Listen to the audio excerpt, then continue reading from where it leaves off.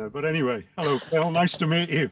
Hello, Andy. That theme was for you because it's got some Steely Dan triads over bass notes. Little Bird Told. Well, I just read most of your book, and you're talking about Steely Dan in there. So big fan, yeah. So yeah, and it shows too. So listen, thanks very much for doing this. Just trying to get this thing going. Just asking muso questions. No worries. Whatever you fancy, man. What along the lines of things you might not normally be asked, you know. Okay. Can you see me okay? Yeah, yeah. The book is great, Phil. It's a really good read. I mean, I just thank you, man. Very hard to put it down. I had tons of work to do, and it's very hard to stop because it touches on so many things that so many musicians would be interested in. You know. Yeah, I hope so. Yeah. You know, they're the obvious things. There was one great story. I don't want to spoil anything for people reading your book, but I love that story about being in the studio with Zappa, learning that crazy tune, El Shankar tune. Yeah, Darlene. Yeah, with everybody gathered around. I checked it out, and man, it's mad, huh?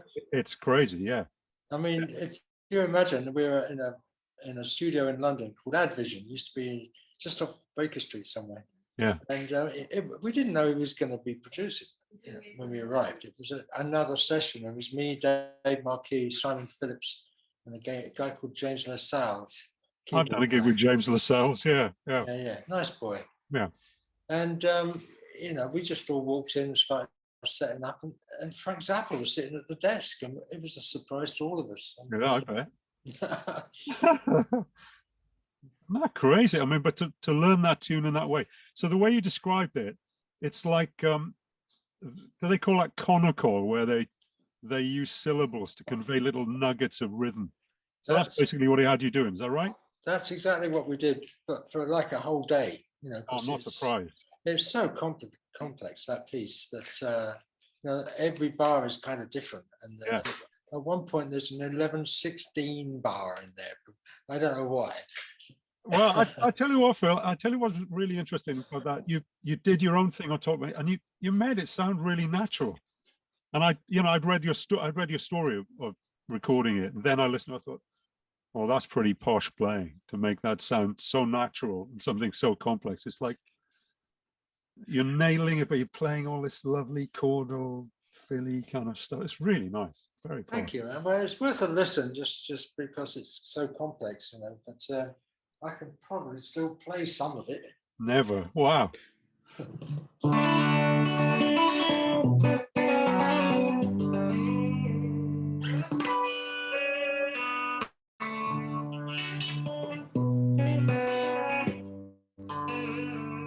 There's all kinds of weird stuff in there.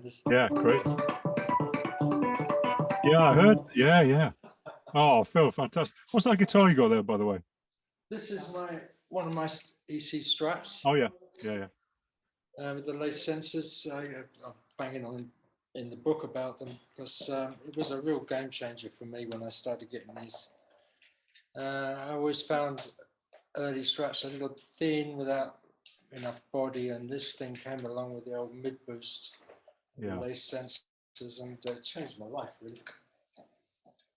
Yeah, I suppose that was a period in time, wasn't it? You know, where that was needed to happen, and then other things came around. People using preamps and different kinds of pickups, and yeah, I mean, that's what that whole industry sprung up around, isn't it? Trying to iron out the quirks. But then so many people are going back to the sound of the original guitars, aren't they? You know. Yeah, which I also have some regular Strats without the lace sensors, and I use them a lot too. I've got a nice Schecter that one of the first Schecters that came out, made by put together by Chandler's.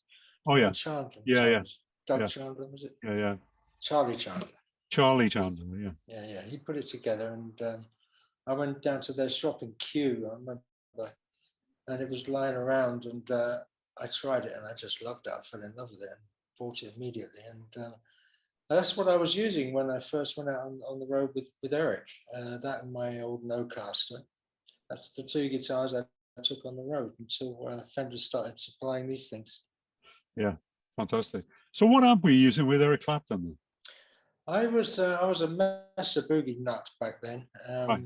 and so most of it was all put in a rack. What did I have? I had a 295 power amp with a studio preamp, Yeah. and various other odds and sods. I had a compressor built into the rack. JBX, is it JBL? Can't remember. DBX, is that? DBX. Yeah, because I yeah. think you said I think I got my wires crossed. That's not the same rig you used with Dire Straits, is it? Because at some point in the book you do list that rig. Yeah, and it Right. probably is still the same stuff, although it was changed for Dire Straits because Mark was very particular about the sounds that we were getting, and so I added a Mark IV, Yeah. Mesa Boogie head into the rack just to give me a bit more flexibility. Right. Yeah. So you didn't get pulled into that world of vintage gear by Eric Clapton. Not really. No. He was very flexible with what I had, and he never questioned it really. He said just use what you like. Well, I suppose if it's not broke, it's a great sound. I checked out some of those live videos of that band. What a band, Steve Ferroni. The band was just magnificent. It was a joy, that band. They were very. You probably read in the book we did 3 days rehearsals for that tour. Yeah. And I don't think I was quite ready, but the band was so nice and so accommodating that they used to help me out and give me nods and winks and cues and stuff as we were doing the first few shows. I heard a tape the other day. It popped up on somewhere of the first show that I did with Eric, and I was still using the Nocaster, so I can tell by the sound of it. And it was in The Hague in Holland. Yeah. And I sounded nervous, but in retrospect, I think I might have been just for the first couple of gigs, and then it all settled down, and it was just always a joy. Oh, I'm sure. Yeah, I'm sure. Yeah. I mean, I did a thing years ago. I did an interview with Vince Gill, the country player, who's a fantastic player. Yeah. And he'd done a guest on a Eric Clapton, I think it's called Back Home, and I think he played on one track. And he was telling me that Clapton had changed his life. I said, "What do you mean?" He said, "Well, he introduced me to the 59 Bassman." And he said, "That's changed everything." So that's my favorite amp now. Yeah. And yeah, so I just wondered if you'd been pulled into that world. No, never. He just said whatever you're comfortable with, and he is such a nice guy. Yeah, I'm sure. He's just a joy to work with. He's just you'll probably notice if you see any of the vids that it's all spontaneous, and especially him. The solos were never really mapped out in any strict form, and it just really depended on how he felt that night. Yeah. And it was always different. It was always spontaneous, and he's one of the few guys that I've worked with that is able to just explore like that in front of an audience, and that was a big lesson for me. I mean, he was doing that in Cream, wasn't he? It's wild, really. I tell you one thing that really caught my imagination. It's on the Journeyman album. I got a blues trio that I'd never gig with, but anyway, I did Hard Times.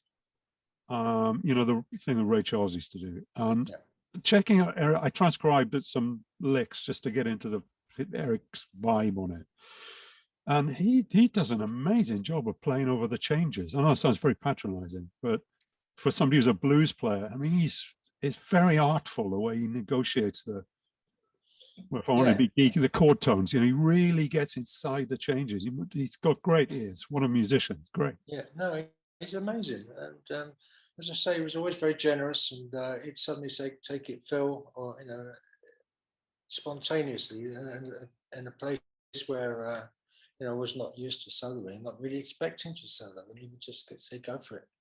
And no matter what I was playing, whether it be slide or acoustic, or I would be able to explore.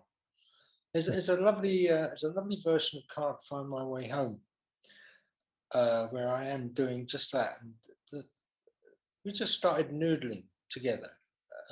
for the introduction of the song. It lasted about 2 minutes. Right. And we're just bouncing little acoustic ideas off each other in front of 10,000 people, you know. And it was that kind of band. It was generous and giving and beautiful. Yeah, yeah. What a band! I mean, it was a joy to check some of that stuff out. Again, I had work to do, but oh man, some of that's there's some great videos of you guys playing it. Oh, it's just all lovely, and it does. I can understand why you didn't divert to use more vintage gear, because the sound of that band is really good. Everything just fits, doesn't it? It's really. Yeah, it was right. Yeah, that's true. Yeah, I thoroughly enjoyed those 3 years working with Eric. It was probably the highlight, I imagine. Well, I mean, yeah, I can totally understand that. So your gig in that band was basically covering the fills from a lot of the classic records while Eric was singing in large part. Pretty much, yeah. Wow. And he sent me a cassette. It was back in the days of cassettes, and he said, "Have a listen to these." There was one song, "Pretending." It ended up first track on Journeyman, yeah. Yeah, it ended up being the first track of the set on most nights. And he said, "Yeah, there's some wah-wah stuff on this. Just learn those licks, and while I'm singing, you play what I played." And you know, it's when you listen back to it, it's very difficult to tell when he's playing and I'm playing. If you close your eyes, because we were able to match the sound pretty much exactly. Yeah. Great fun. I suppose you were heavily into that when you were a kid, so obviously. Well, Clapton's thing.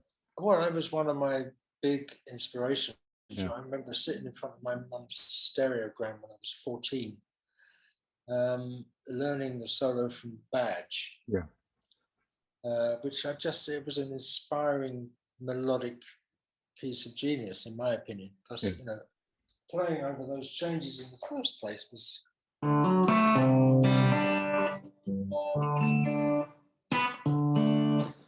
you know, challenging. Yeah.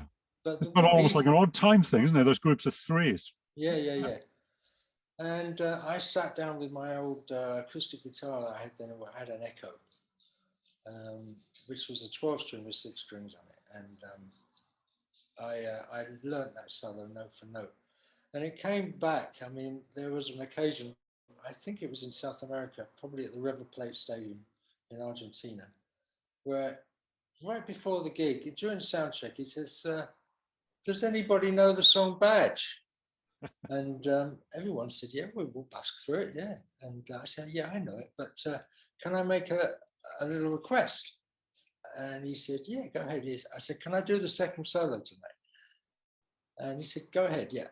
And I played his solo from the original Cream version of that track. And there's a great moment on the vid where he realizes what I'm doing, and there's a lovely bit of communication, facial communication between. He's smiling his head off. And it was a great moment. I mean, I think he's underestimated as a guitar player. I mean, I've checked out some of his stuff. One of my favorite things is Stepping Out. You know that from the Blues Breakers album? It's just a simple little riff.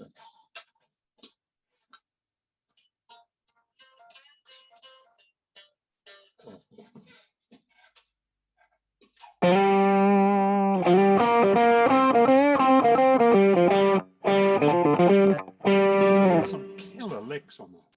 Really licks. That I checked out one of those things, and he plays this thing.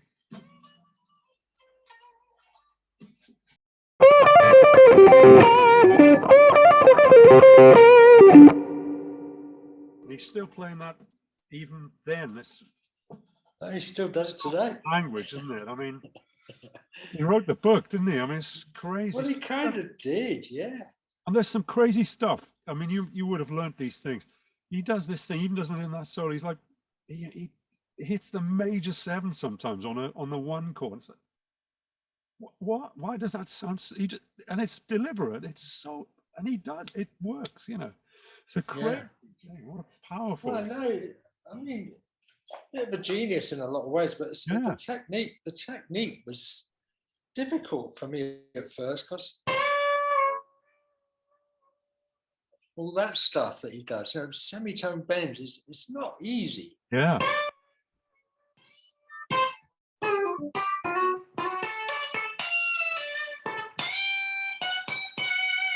Yeah. Gorgeous. I mean, Yeah. that's good.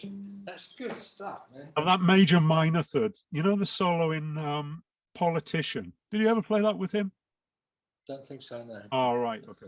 That's a shame. That's a wild solo. He's just hammering the major third, and then he sneaks this blues stuff, and it's almost like a country influence kind of thing. It's wild stuff. Really great. Really great. I loved Eric. I love working with him, and I've seen him a lot of times since, and we've done various things together since that tour. But it was a sad day when, as you probably saw in the book, when I signed up to do Dire Straits, and Eric decided that it was after his son died, after his son fell out the window in New York, and we all went to the funeral, and Roger Forrest, Eric's manager, came up to us and said, listen, you know, this could be it for a while, so if you get offered any gigs, you should think about taking them. And it just coincided with the offer from Mark Knopfler and Dire Straits to do their tour, which was a 2-year commitment, basically. Yeah.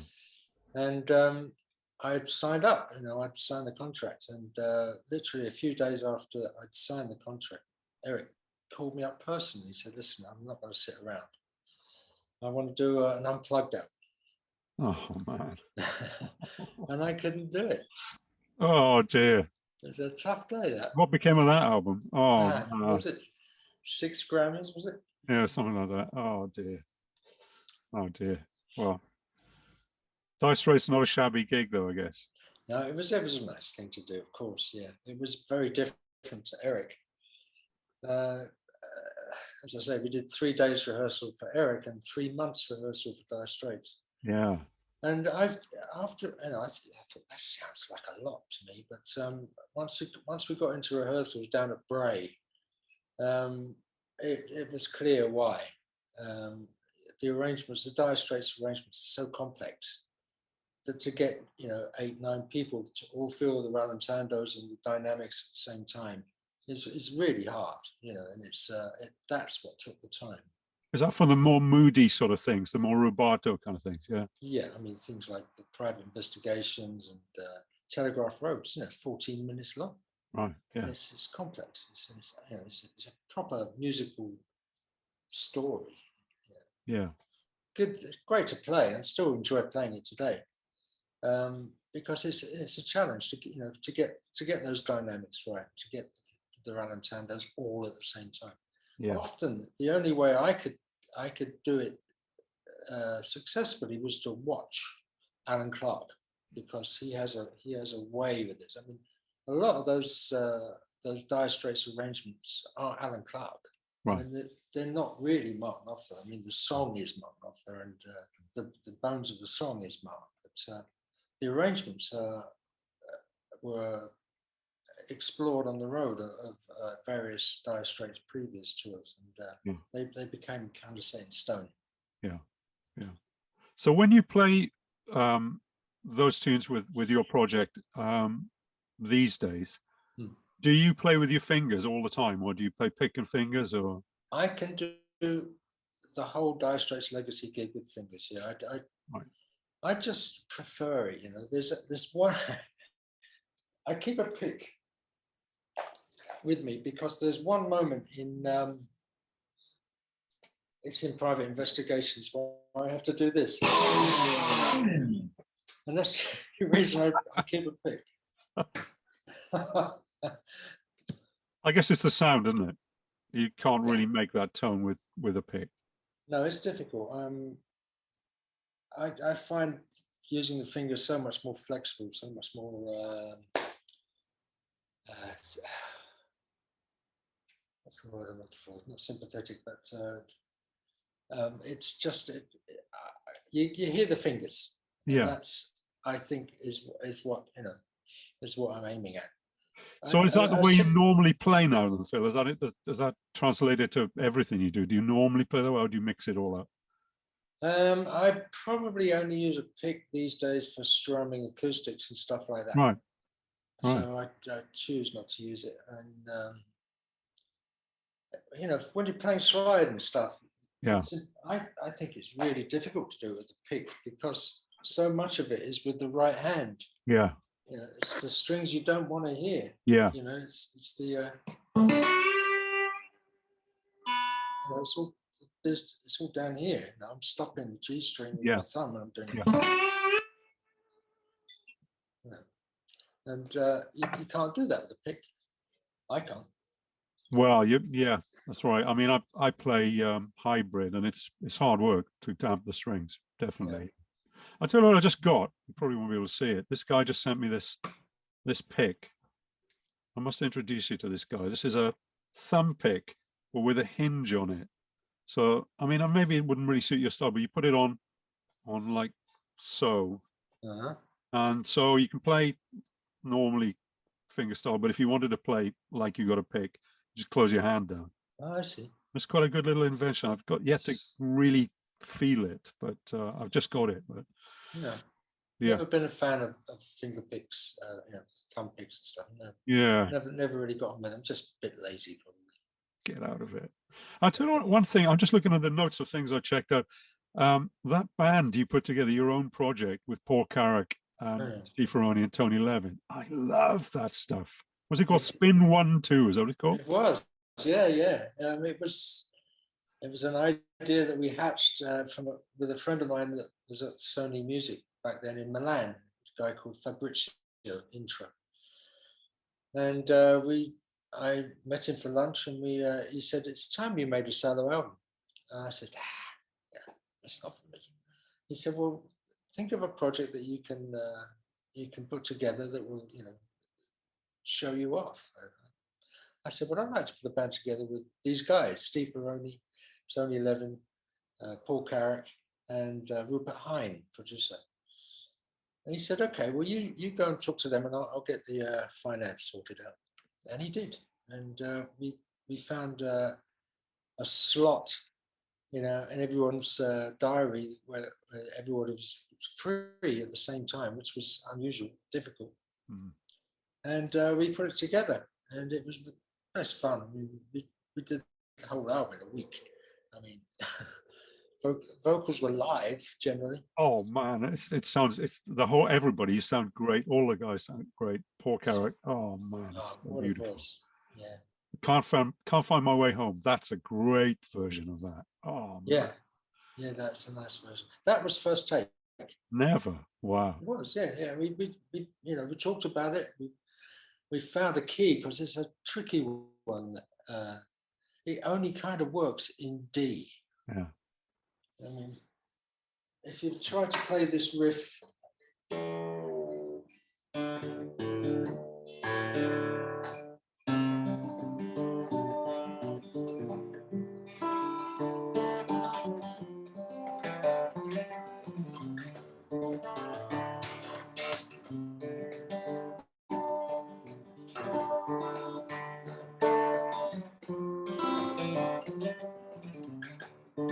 but it's high for a vocalist. I mean, Yeah. Come down on your own. Yeah. It's up there. And Carrick said, "I can't sing it in D." He said, "It's too high." I said, "Well, okay. Let's knock it around in C." And I think we ended up doing it in C, but the guitar is tuned down. Right. A whole tone, and the bottom E string is down to a C. Right. And that's why it's got that nice kind of flappy noise going on. Oh, it sounds great. That sounds great. Yeah. What's that guitar you were just playing, Phil? This is a Maton. Oh, is it? Oh, lovely. Great. They're Australian guitars, and I got to know them probably 10 years ago now, by accident really. I was working in Italy, and one of the guys had one, and I tried it, and I just loved it. Yeah. And I got chatting to them. They sent me a couple over, and I'm still using them. They're beautiful. They're beautiful guitars. That sounds lovely, Phil. Yeah, it's a beautiful thing. Yeah. Wow, fantastic. Yeah. So if I asked you what were your top 5 albums that you listened to as influences when you were a kid or whenever, the 5 albums that have influenced you the most, putting you on the spot, what would jump out first?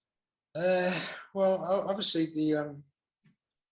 the early Kinks stuff was a big influence on me. You know, they were my uncles. I used to sit and watch them and go and see the gigs and stuff like that. So you know, it was early rock and roll. Dave, my uncle Dave, he was very generous. He gave me a few guitars along the way. The first one he gave me was a Vox Phantom. That's probably in about 1963 or 4.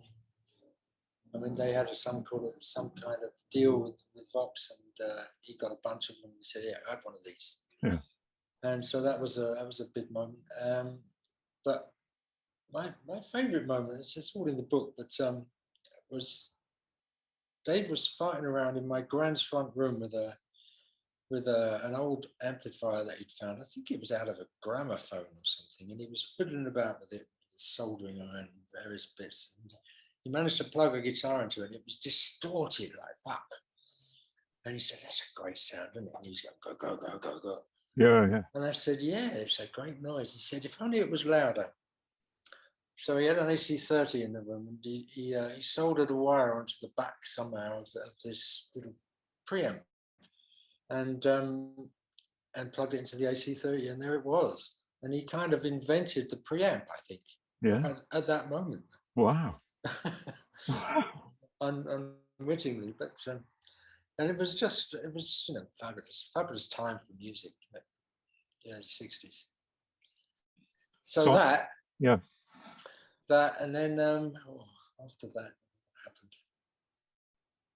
I think I was a big Beach Boys fan. I loved the Beach Boys stuff. Yeah. So Pet Sounds probably is one. Obviously the Beatles. And then I sort of grew up musically and started listening to Steely Dan. And I think probably Can't Buy a Thrill was a seminal moment. Yeah. For a lot of people, I think, yeah. So a lot of great stuff on there. Oh man, yeah. Yeah. Very sophisticated harmony. Oh man, what a band. Yeah. I just I did one of these things. I think I sent you the link with the guys playing Steely Dan now. Yeah. And I hadn't clocked the pickup of that solo in Peg. I always thought there was a slide, and he played. I thought, oh man, that's a double stop bend. It's like, yeah.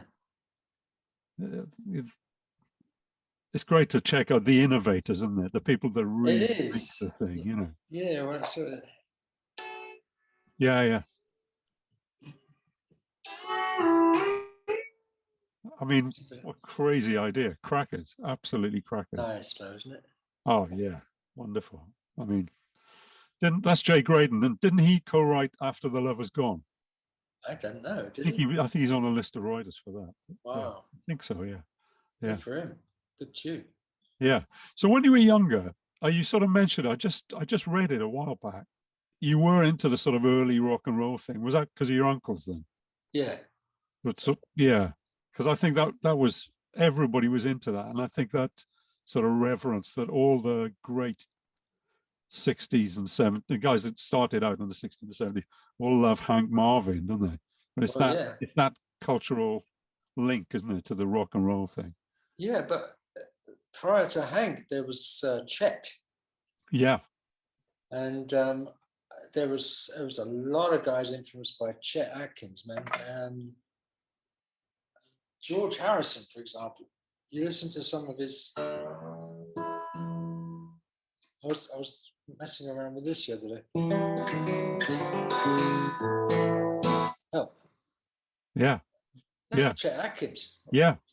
You know, and Mark Knopfler was heavily.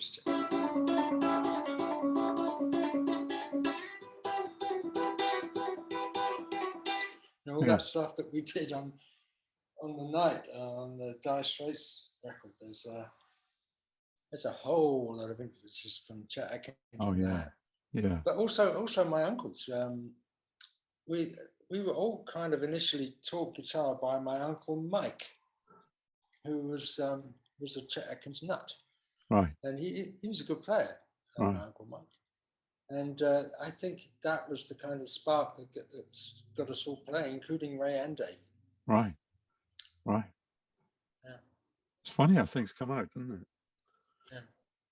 I checked out some of that Paul Brady stuff because I read that story where you first met Eric Clapton at a Paul Brady gig, and there's some really interesting stuff. There's one thing. First thing I came across was a tune called "The Great Pretender," and you're playing this lovely, funky double stop kind of groove on that. It's just a lot of stuff on it. I hadn't checked Paul Brady out. He's a name I've known for years and years, but I played with Van Morrison for 5 minutes. And there's a lot of that in there too with him. Do you think? A lot Definitely, of that sort of influencing. As the sound of the voice is quite similar. Very similar, yeah. Very but simple. The thing about Brady was his songs, they were so good. Yeah. And he was a difficult guy to work with in some ways because he was a bit explosive. He's a red-haired Irishman, and I'm familiar with them. Yeah. He's full on. He really goes for it. I've watched him in a studio. Who was the drummer? I think it was Jamie Lane was the drummer on one of those albums, and Brady's trying to find a groove for this particular song. I can't remember which song it was, and he's got tired of waiting for Jamie to find the right pattern. So he pushed him off the drum kit and took the sticks. And Brady's no drummer and started playing this thing. But that's what it was like working with Brady.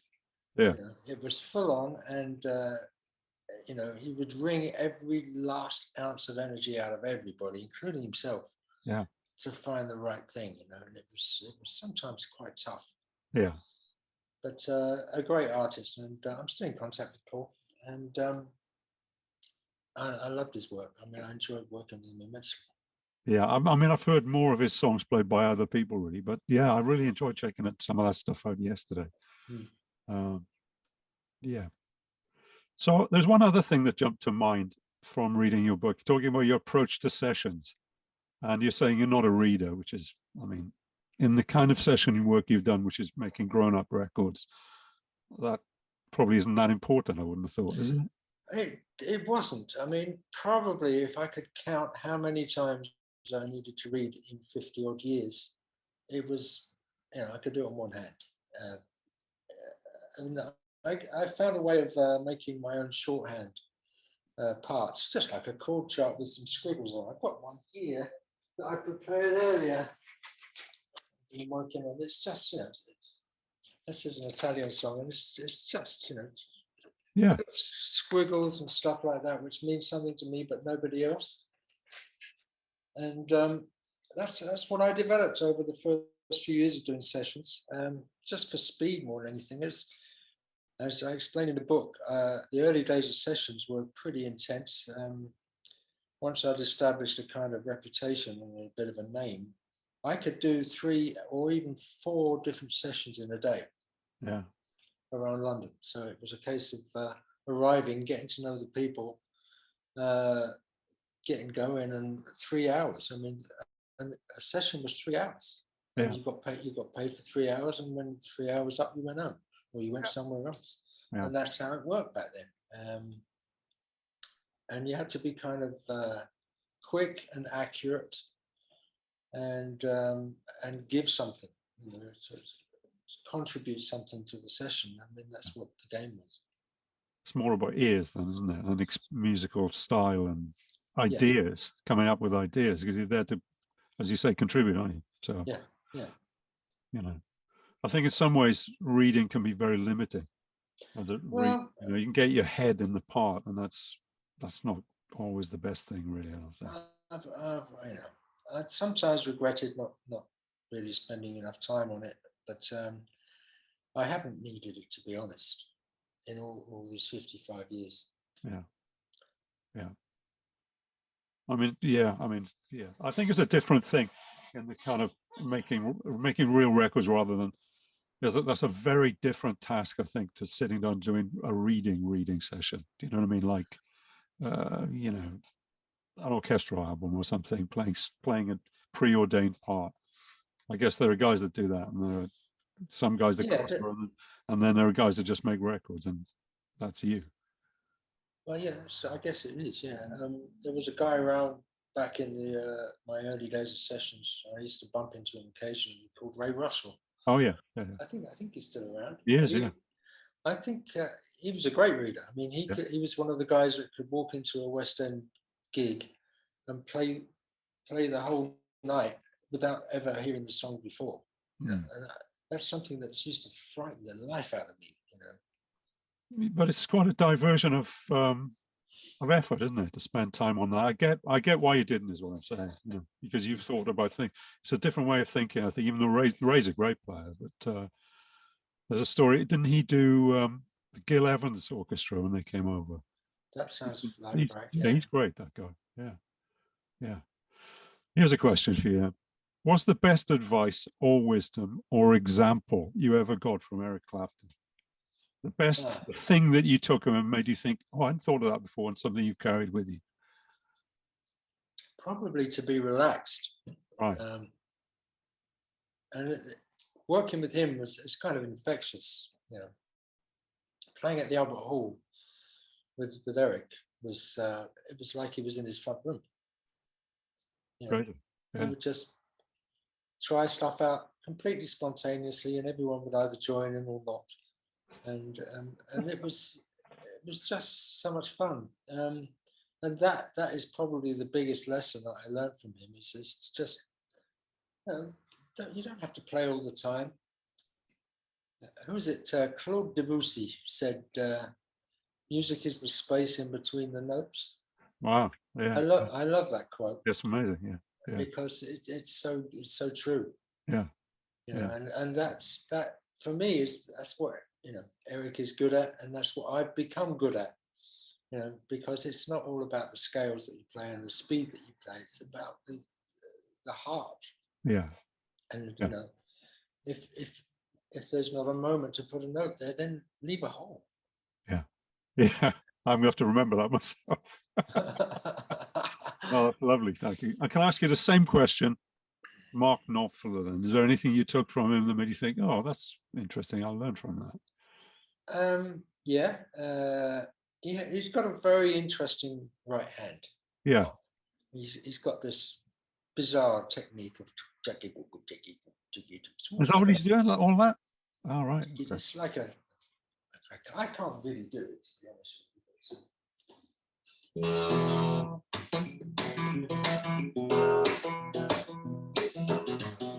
Yeah, that kind of thing. Yeah. It's hillbilly, I guess. Hillbilly, Yeah. like a banjo player in a way. Yeah. That's to see that. I've got to stop you there. That's interesting. I think it was it an Albert Hall gig you were playing Lay Down Sally, and you were doing some great stuff like that on that. It was definitely you playing it, because Eric was playing more strummy with the pick. Yeah. So that was in your style before you joined that lot. It was, yeah. I mean, my influences were, as we just said, Chet Atkins and you know, the country end of stuff, Scotty Moore and Roy Buchanan. Do you remember him? Yeah, very tasty. Yeah. I mean, bizarre player, but he used to do some great things, you know, some great little tricks. You know, all that stuff is Roy Buchanan. I got a lot of that stuff from him. Did Jimmy Page get that in? You know, do you know Heartbreaker by Led Zeppelin? There's that cadenza in the middle. He's doing this thing where he's playing pull-offs and he goes behind the bridge. I wonder if he got that from Roy Buchanan. I wonder if he was quite possible. Sounds like it could be, yeah. Quite possible, yeah. I mean, he wasn't very well known, Roy Buchanan, but he made one classic, didn't he? Now, what was it called? Yeah, there was one album, yeah. And I love this story. I mean, he had a beat-up old, I guess it was like a 52 Telecaster or something, and he drilled a hole through there, right? Hey? Because he had a nail on the wall at home, and he used to come and hang it on the wall. Yeah, no. I promise. That's what he did, and I love that. I love that kind of. He didn't have a case here. Oh, hang on the wall with a nail. Oh, it's making me feel a bit sick. Oh dear, that's terrible. Oh man. Wow, that's somebody who doesn't care. Wow, fantastic. So was Albert Lee an influence when you were a kid? Was he around, or had he buzzed off by that point? No, he was a bit later, wasn't he? Head, Hands and Feet, I guess, was what, 70s? That's the first time I became aware of Albert Lee. Right, right. What a player. I mean, Oh, yeah. There's a nice story. We did this thing called the Strat Pack. Oh, yeah. And which I helped organise, and I was the MD for. And we rehearsed. It was a great little band. It was Pino and Ian Thomas and Wicks from McCartney's band, and we rehearsed as much as we could without the artists, for a few days to get all the shapes of the songs and stuff. And then we did I think we didn't do a full rehearsal with Albert Lee. We were only playing Country Boy with him, and we'd worked it out, and we'd figured out, all the parts and stuff, and Country Boy. And we worked out kind of this tempo.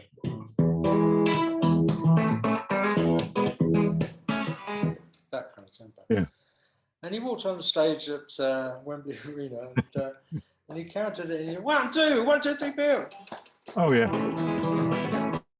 Everyone, fuck's sake, man. I can't play that far. Oh, dear. It's a science. Yeah, wow. That was a very impressive thing, Phil, of Strat Pack. You did, wow. It's just so great, all that stuff. So how much rehearsing in total did you do for that? It's a lot of music. It was a lot of music. I guess we did, 5 days, but everyone was prepared. I mean, with great players like that, they did their homework. That's one of the keys to doing those events. Those house band events, which I did many of in my career. It's just to be prepared and do a bit of homework and write out some parts for yourself. Get to know the arrangements and structures and stuff. Yeah. 5 days. Oh. I still think that's amazing to get all that stuff together. It sounds so natural. Just seems like a bunch of guys just having fun, really. But wow, pressure. It was, yeah. I don't think I was pressured by that gig. Didn't look it. You looked very relaxed. Yeah. It was just fun. We pretty much sold out the gig, which was amazing for a celebration of the Stratocaster. It was the 50th anniversary. Yeah. And so it would have been 2004. 2004 was it? Right. Yeah. Brian May as well. That's great. Fantastic. Yeah, it's good fun. Yeah. So what's the Dire Straits thing that you do them for? What's that band called? Is it Dire Straits Legacy? Is that what it's called? It is the Dire Straits Legacy. Although we've had a few run-ins with Mark, and notably Mark's management about using the name. The first version of it was called the Straits, and we thought that was kind of acceptable, but they objected to that. And then John Illsley from Dire Straits actually came on the road with us for quite a while and did some gigs with the new version. And he said, well, I'm a bit worried about doing this because of Mark. And I said, well, why? He said, it's great to play the Dire Straits catalogue again. I'm really enjoying it, but I'm worried about copyright issues and stuff like that. He said, why don't you call the name Dire Straits Legacy? And we said, okay, we'll go with that. But it still wasn't really acceptable to Mark. And we tried to put a little European tour together a couple of years back now. And we found out from major European promoters that Mark had put an oar in, or Mark's management had said, listen, if you book this band and have them in your country, then Mark will never work with you again. And it was such a pain in the ass, really. But we went to great lengths to not sell ourselves off as Dire Straits. We avoided words like reunion and special guests and stuff like that. We were very careful with our promotion for those gigs. But it's quite difficult to prevent local promoters. They're out to sell tickets, and they'll do whatever they can to do that. And we arrived at one gig somewhere in Poland, I think. There was a massive poster of Mark Knopfler outside. No. And we thought, oh, Mark, But you can't help it, can you? It's not your doing. It's not our doing, but we did have a little run in, and I think it's resolved now. But you know, the idea of the band, it's me and Clarkey, Alan Clark, and Danny Cummings, Mel Collins, you know, who were all previous Dire Straits personnel, and also Jack Sony comes along sometimes and helps us out. So that's 5 original, you know, proper Dire Straits members. Oh. And then Ferroni joined us, which was great because he's such a great player. And I'm quoted in the book, I think, saying it was like playing Dire Straits with a groove for the first time. Well, fair enough. Steve's an amazing player. And then Trevor Horn got to hear about it because I work a lot with Trevor Horn. And I played him. We did a little an album of our own called Legacy, and it was sort of where we think Dire Straits might have gone had it continued. And we wrote the songs. And we had a lot of fun doing it. And I played him a few of the tracks, and he loved it. And he said, "Listen, I think I want to come on the road with you guys." He said, "I want to go back to my roots as a bass player." And he, to give his due, he sat down and learned the entire Dire Straits catalogue, sat in his room, in his studio, and he came out on the road with us, and he's still with us. And it's fun. I mean, sadly, because of COVID, we had to cancel 42 gigs last year. Yeah. Because we had a major tour lined up, including a nice rock cruise in the Caribbean, which we had to cancel. But so we're trying to reschedule the whole thing now again. I think the rock cruise will happen again in next January. So we hope that everyone's really looking forward to it again. It's one of those things. It's fun, you know. Everyone knows the songs. We don't really need to do that much rehearsal. And just kind of show up and plug in and get on with it. Oh, I'd love to hear that, band. I have to see you do that with Steve Ferroni. Did he ever promote you from corporal, by the way? No, I never made it past corporal, but I did. I got through private. Yeah, I was private initially, private Palmer. Yeah. And there's when did I remember the day that I got promoted to corporal. Was right before a live Saturday Night Live with Eric, and it was a strange thing to do. Saturday Night Live. It was kind of unscripted, and you'd spend all day there, and there'd be ideas flying around, and you didn't even know what song you were going to play at the end of the day. And it was during that, and I said, "I'm a bit nervous." And he said, "Don't be nervous. It's only 200 million people watch this show." And he said, "Just don't fuck up, Corporal." And I went, "Corporal?" Well, that's graduation indeed, isn't it? Yeah. So you got any more plans to play with that band you put together? Then you should, Phil. Those guys are killer. Your own band. That was. It's been one too. You know what? I mean, it's over 20 years ago now when we did it. And we've been talking about doing it again ever since, because there was such a buzz about the album. I mean, it didn't sell millions, but it became a bit of a cult album. And people, I mean, I get posts every week on Facebook or wherever suggesting that we do it again. And the problem with it is getting everyone in one place at the same time, because everyone's doing other projects with the time. Tony Levin, Paul's doing his own thing now, and Paul's actually working with Eric now. Yeah, I saw that. Yeah. And so to finally find a week where everybody's free at the same time is really difficult. But everybody's up for it. Yeah. I suppose you can just send them on a prep. Given that everybody's doing online sessions, I suppose it's not quite the same thing as if you're trying to cook something up. Yeah, I don't think it would work in that way, because it was all spontaneously put together and bouncing ideas about it in the room, together. And I think that's the only way to do an album like that. I didn't think it would work the other way. So if you did a solo thing, would it be that kind of thing? Get a bunch of guys like that together if you did another solo album? I don't know. My missus is banging on about me doing an album of my own. I'm not convinced that's the right thing for me to do, but I do sing, and over the last couple of years, I've been working with an Italian artist, and I've written like 22 songs that have appeared on his album, and I did all the demos myself in English. You know, I wrote sort of kind of silly lyrics in English and sang and presented all the demos. And so I got quite good at singing. You know, something that I'd never really focused on before. But I'm thinking about it. I mean, there's 22 songs that I wrote for this guy called Renato Zero, and there's English versions of all of them. So there's a good album there. I'd buy it. Definitely.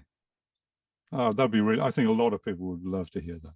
Really. Well, wait till you hear my voice before you make get out of it. Get out of it.